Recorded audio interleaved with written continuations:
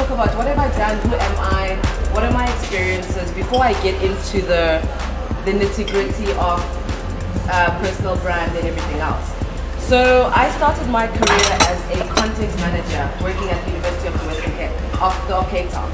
I was there for about a year, and I was really focusing on news that are happening around campus, sharing with the head of communications and department, and that's how my interest for PR actually started. And thereafter, I've worked at a number of advertising agencies, my last one being MNC Saatchi Abel, where I was exposed to a whole lot of brands. I was exposed to different brands, alcohol brands, I was exposed to insurance, I was exposed to medical aid, and you know, that exposure really allows you to be conversant in various, you know, topics and languages with regards to, you know, in our career as a PR person.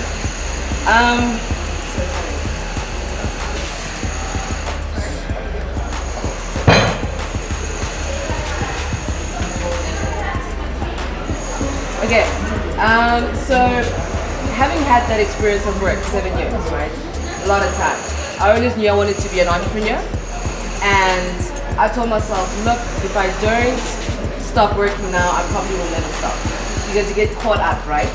That monthly salary keeps you sane, allows you to buy a whole lot of things every single month. So I took the risk and I resigned, and 3 weeks later, I was driving, going to a networking event in Woodstock, and I was on holiday really, to be honest. I was like, oh goodness, 3 weeks, I've been on holiday, I've been sleeping late, you know, just being myself. And I drove to this networking event, and on my way there I got extremely lost. Woodstock, right? Extremely lost, and I couldn't find the venue, but something kept saying to me, this is the start of your business. You need to get there because there's something there for you, right? So I'm parked in Albert Road in Woodstock. Now Woodstock can be dodgy, guys, you know? So I'm a bit scared. I'm in the car trying to get my GPS to work, but it's not really working. Eventually I get there, and that truly was my very first client. So in there was something there for me. I met the right people, and I was able to close that deal. And that's how Ignite PR started. It started with an international client that was coming into the African continent to launch an incubator accelerator. So it was like really encouraging, the fact that I put myself in a position of being vulnerable and not having a salary. But then, immediately after I'd done that, the world had aligned itself, and I was able to get what I needed. Right. So I want to break down what being boss means to me. Because we had this chat and I was like, you know, what does that actually mean? Because to me, when I first came across Jess's brand, I thought to myself, okay, maybe Jess listens to a whole lot of hip-hop, right? Because that's what Rick Ross talks about. He talks about, you know, you gotta be a boss. And for me, being boss, that B stands for bravery and boldness, because we take these words for granted, but to actually activate them in your life, to be brave, to be bold, those are really deep things. You know, you have to take yourself out of that vulnerable space to be brave and to be bold, right? And I want to tell you a little short story that I like to tell, because it really influenced my life, my career. It influenced me to be brave, it influenced me to be bold. And this is the story of my maternal grandmother. Now, I grew up in a house, I grew up with my parents, obviously we lived in our own house or whatever, but I had my grandmother who was this matriarch. And my grandmother was those no-nonsense people, but full of love, right? And the one thing that she used to do from a very young age, she would always bring me the newspaper. Now, I'm 7 years old, I've just started reading. And she'd bring me the newspaper. And I'd be like, Makulu, what am I going to do with this newspaper, right? And she'd always be like, no, you must read, you know? You must always know what's happening. You must always know what's happening in the world, right? And if I'd forgotten to take this newspaper as I was going home, she'd be very upset with me.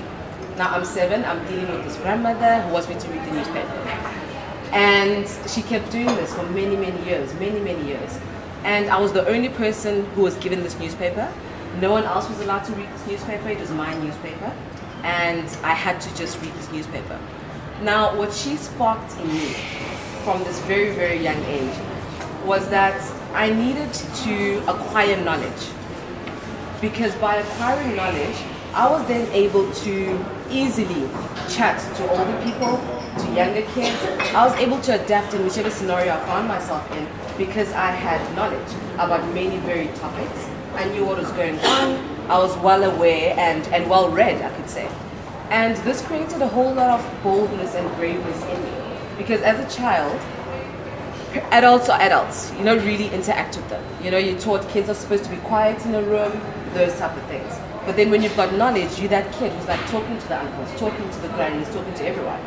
So acquiring knowledge for me really changed my life in the sense that it allowed me to be brave and bold and to be confident. And the O for me, we have to be outstanding ladies in everything that we do. Whether we are preparing for a strategy to present to clients, we have to be brave, bold, and outstanding in how we present it. And because sometimes when you present something that you sound unsure about, how are you expecting somebody else to believe in what you're presenting or to buy into it, right? And then the third, those two S's for me are, we have to be strategic in everything that we do. I tend to come across as aggressive when it comes to strategy, Jess has said, but we have to be strategic in everything we do. You know, whatever space that you're going to find yourself in, have a strategy. You know, decide how you're going to attempt that room, how you're going to interrogate that room, how you're going to move in that room. Be strategic in everything that you do, whether it affects your personal life or whether it affects your professional life. Let's have a bit of strategy in it. And obviously, we have to have strength, right? We are females in a male-dominated world. We have to show some level of strength. I was at a talk last week, and the woman was actually like, who was speaking, an international speaker, Rainier Anderson, and she was like, sit like a man. And I was like, but how do men sit? Because she's like, no, a man sits and he opens his legs, right? But we don't do that. A lady does not open their legs. Because she says this is a power sit. Because it allows people around you, I'm not sure I believe in it, but it was interesting to hear. It allows people around you to feel that you're assertive and you're confident, just in even the way that you sit. So that was my first influencer, a woman who was a cleaner in observatory for a doctor, and every day after she left work, she would bring me that newspaper. She worked until the age of 72. Not because she wanted to work, but she really had to get out of the house, and my grandfather to be away from him at least for a couple of hours a day. So that was my very first influence, and she really, you know, she really intrigued a lot in me, and she really ignited a whole lot in who I would become. Now I want to talk about networking, right? We are at a networking event. So what are the tips that I would share, that I use when coming to any networking event? What I always ensure that is, firstly, there has to be relevance, right? So the relevance for me would be, is it relevant to my industry? Is it relevant to my personal growth? Is it relevant to my life at that time and at that moment? Because in Cape Town, we come across, like, in a week, you go into meetup, there's like 20 events happening every single week. You know, workshop 17 everywhere. But we need to really need to ensure that whatever we go to, whatever we attend, whatever we spend our time on, it's extremely relevant to us. And now for me, this also comes again, are we being strategic in what events we go to?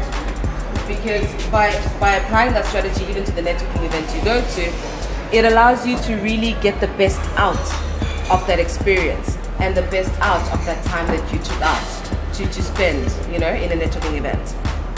So I prepare. So what I always do is I always ensure that if I can, I know who's going. So just shared a list yesterday of who would be in this room. And by understanding who would be in this room, it allows you to plan better. Because now you can stalk, okay? And that's very important. You need to stalk on LinkedIn. Go onto their LinkedIn, that's most important. Go onto their Twitter, see what they talk about, see what they write about. When I think of LinkedIn, what you see on LinkedIn is somebody's previous successes, right? Things that they have already accomplished. but then, so you know what direction they are in their life. But now when you get to that networking event, it allows you to have a chat which is deeper, I think, because it allows you to know what are their future goals, what are their current plans, what are they currently working on, and that allows you to collaborate on all of that. Because the previous stuff is the past, right? It's the CV. But whatever they're building going forward, that's where you can possibly tap in and get some work, you know? So it's incredibly important to look at that LinkedIn profile and to see who are they, what are they about, and you know, what are their future goals and purposes when you meet them face to face. Now, so I'm not gonna really go in depth with that whole networking aspect, because I think that once you've done that research and you're in that room and you work that room, it does give you something. Personally, I'm an introvert, okay? I don't like networking. When I went up and looked, I had heart palpitations. I had, promise you, I had my, I needed the bathroom, I needed a whole lot of things, right? Because I don't really like being in a space and having to talk about yourself, and because I want to hear about the other person, okay? I love that conversation. But now to talk about yourself and to sell and to, you know, put yourself in a position of you expose yourself to like such a great degree, I struggle with that. So when I walked into the door, I was like, okay, cool, game on. I need to be, you know, I need to be friendly, I need to be all sorts of things. I can't really be the introvert that I really am. Now, whenever I think of personal brand, I think of a digital analysis. You almost need to analyze where are you digitally. Okay, you've got a Twitter account. What are you writing? What are you sharing on your Twitter account? Are you sharing incredibly political things? Okay. Are you sharing a whole lot about religion, but how you feel about Palestine, how you feel about whatever? Okay. What are you sharing? How do you want to be perceived? Because not everyone is going to meet you, right? But if they come across your Twitter account and it's crazy, it's all about, yes, the president this, the president that, it's all about Palestine this, Palestine that, you come across as a bit angry, you know, a bit hectic, not really want to interact with that person, because they're throwing out a whole lot of things, which I might not believe in. I might be the exact opposite. I might like think, yay, we love the president, you know? So, and people tend to want to do business, in my personal experience, this is all about my personal experience, right? This is not fact at all. In my personal experience, people tend to do business with people they like, okay? People tend to do business with people that they find something familiar with or in common with. And that's the bottom line. So therefore, if you want to have more opportunity, I believe, then let's chill on the Zumamas, whatever, you know, Palestine, this, that, you know. Let's keep our Twitter feeds informative. Let's keep them interesting. Let's keep them inspirational. Thank you. Let's keep them inspirational. Let's keep them there. I'm not saying don't voice out what you really want to voice. There's places for that. But like on public spaces, let's turn it down just a little bit. I think it will work in your favor. It has worked in my favor. And the thing is, for me, with my Instagram, for me that's private. That's for my friends. That's for my family, right? It's not an open platform, because that's where I share the real life, my real pictures about my real life, you know. And I don't really want everyone in that.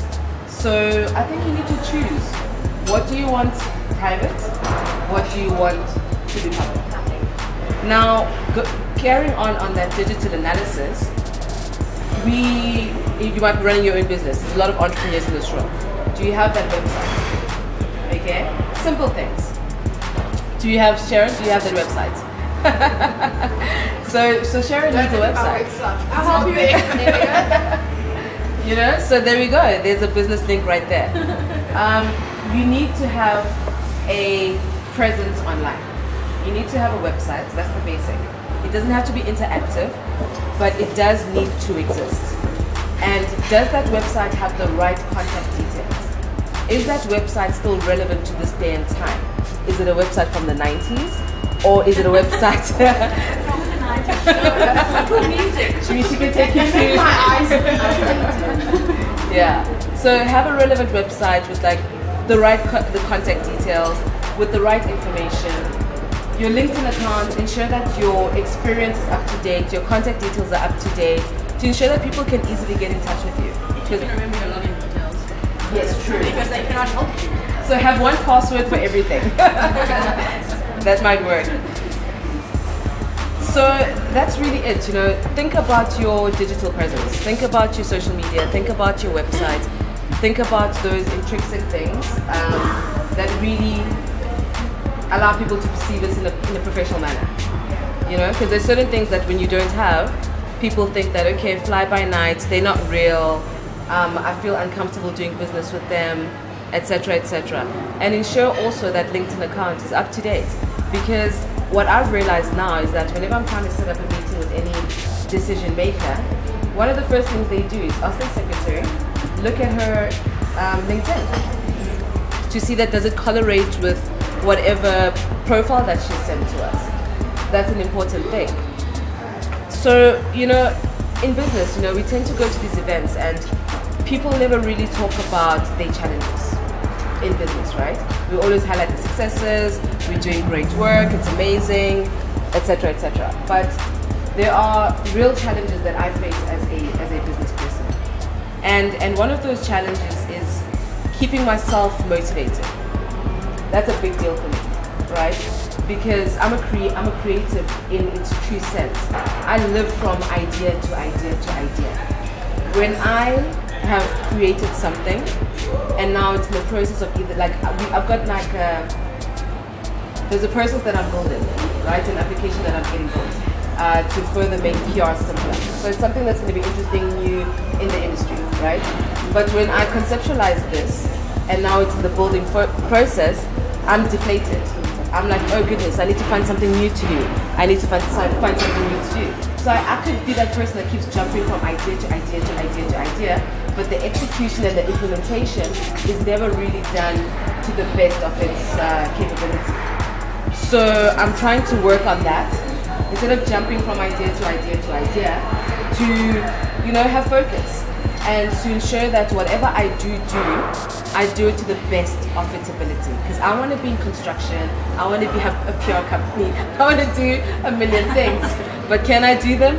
Probably not. I won't be, you know, I won't be a specialist in any of them if I overfill and overbook my diary and all of those things. So I keep myself motivated by reading. I'll always go to particular websites and I read about startups that have raised millions of dollars. I'll read about, you know, women who are doing incredible things. I follow really incredible women on Twitter, and that keeps my spirits up. So every single day is a struggle. Every single day is a struggle for me. Motivation is key. But then I always ensure that from the very onset in the morning, I boost my energies and I get on with my day. Thank you so much for taking the time to listen to me. And I really hope you've gotten at least one thing, one tiny little thing. Thank you, Jess, for the opportunity. Thank you very, very much. That was very informative, and I certainly did learn a thing or two. Is anybody wanting to ask Chwayita a question?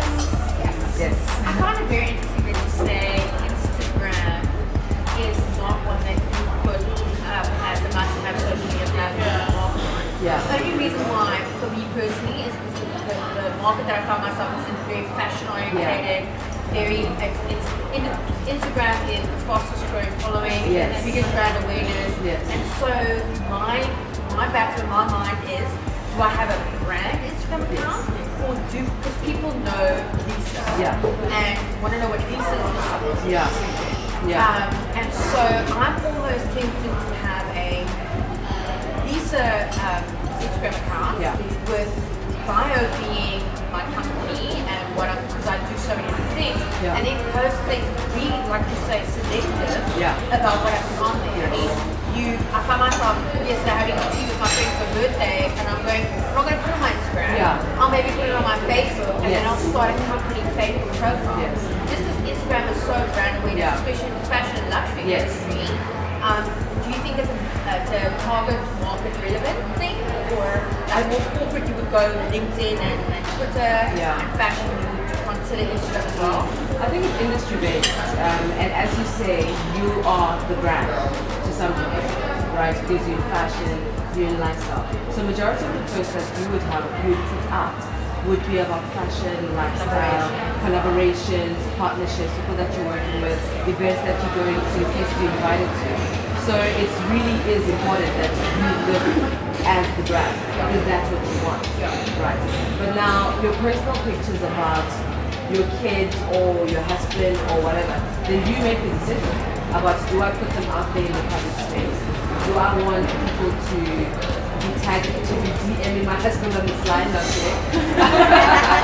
Okay, no. This is great. Because when you put him out there and you tag him, most amazing husband just bought me this, you know, it becomes a problem. There are a lot of females out there who are like, let me get in on that, let me DM him, see what happens. That's a possibility. Still one. Yeah. So that's the light to note, but you know, it's up to you really. Also, it's not